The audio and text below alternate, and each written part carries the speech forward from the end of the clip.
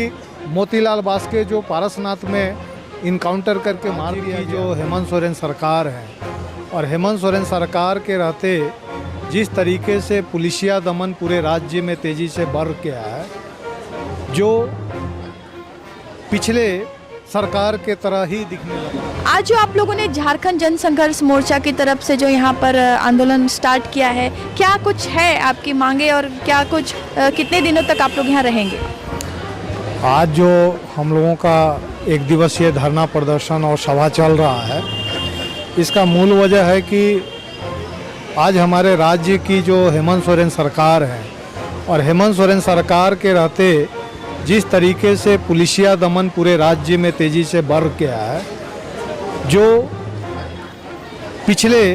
सरकार के तरह ही दिखने लगा है। और जबकि पिछले समय में जब तत्कालीन बीजेपी का सरकार था, जिसका मुख्यमंत्री रघुवर दास थे, उस समय जब पुलिस का दमन हुआ करता था, तो यही हेमंत सोरेन सरकार हम लोगों के साथ मिल करके इस बात की घोषणा करते थे कि ये जो पुलिसिया दमन किया जा रहा है, ये हम लोगों की सरकार बदलने के बाद इसको समाप्त किया जाएगा और झारखंड की जनता, आदिवासी मूलवासी अच्छे जीवन व्यतीत करेंगे। लेकिन आज देखा जा रहा है कि झारखंड के जेलों में अधिकांश आदिवासी जनता बंद है, और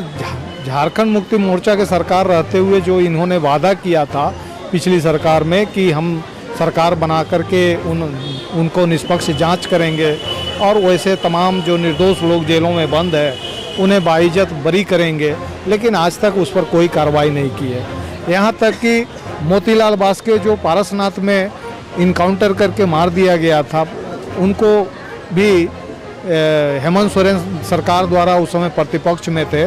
उन्होंने वादा किया था कि इनका न्यायिक जांच हो और हमारी सरकार बनेगी तो उनको जांच करके इनका जो न्याय है ये हम लोग करेंगे। लेकिन आज वो भी धरातल पर नहीं आया। अभी हम लोग देखे हैं कि 17 जुलाई को स्वतंत्र पत्रकार रुपेश कुमार सिंह, जो कई सारे सोशल मीडिया से लेकर के अब मैगजीन वगैरह में लिखा करते थे, उनको फर्जी मुकदमा बना करके खरसावा पुलिस के द्वारा गिरफ्तारी कर लिया जाता है, और झारखंड के कई सारे जिलों में उनके ऊपर फर्जी मुकदमाएं लादने का तैयारी किया जा रहा है। तो ये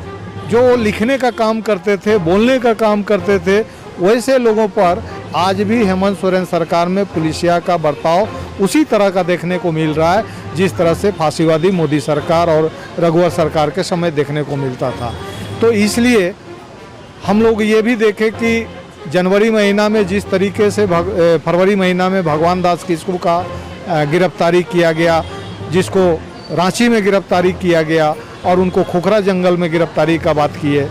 तो इन सारे चीज़ों को जो हम लोग देख रहे हैं उसी के विरोध करने के लिए हम लोग आज आए हैं, और ये मांग करने आए हैं सरकार से कि झारखंड में जितने भी आदिवासी मूलवासी के ऊपर फर्जी मुकदमाएँ लादी गई है उसको निष्पक्ष जांच कराया जाए, न्यायिक जांच कराया जाए और उनको बाइज्जत रिहा किया जाए। और साथ ही साथ जो भगवान दास किस्कू हैं, चाहे रुपेश कुमार सिंह स्वतंत्र पत्रकार हैं, इनको फर्जी तरीके से मुकदमा बना करके जेलों में डाला गया है, इनको अविलंब रिहा करने का हम लोग मांग करने के लिए आज इस धरना प्रदर्शन में शामिल हुए हैं। अगर सरकार आपकी बात नहीं मानती है तो अगला कदम क्या होगा? नहीं मानेगी तो हम लोग आवाज़ ही उठा सकते हैं ना। हम लोग आज यहाँ महामहिम के यहाँ अपनी बात को रख करके हम लोग उन पर छोड़ के जा रहे हैं। अगर ये महामहिम के द्वारा भी अगर इस पर कोई तरह का पहल नहीं लिया जाएगा तो हम लोग इसको हर जिलों में अपना कार्यक्रम को आगे बढ़ाएंगे और इस तरह का न्यायिक लड़ाई में हम लोग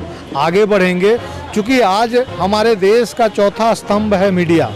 और इस तरह से स्वतंत्र पत्रकार एक मीडिया का काम कर रहे हैं जो जनता को हूबहू सही चीज़ों की जानकारी दे रहे हैं। और वैसे लोगों को जेलों में बंद कर देना, वो सरकार के अगर जन विरोधी नीति है तो उसको वो लिख रहे हैं, अगर वो गलत है तो उसको साबित करे सरकार कि यहाँ आप गलत लिखे हैं। लेकिन जो सच बात वो लिख रहे हैं, सच बात बोल रहे हैं, इसको लेकर के उन पर यूएपीए लगा देना, 17 CL एक्ट लगा देना, नक्सली और माओवादी का आरोप लगा देना और जेलों में बंद कर देना, ये सरासर एक अपराध है। और सरकार में बैठे पुलिसिया तंत्र ये बहुत बड़ा अपराध और संविधान को मतलब इनकार करने जैसा अपराध कर रहे हैं। इसलिए इसकी आवाज़ हम लोग उठा रहे हैं।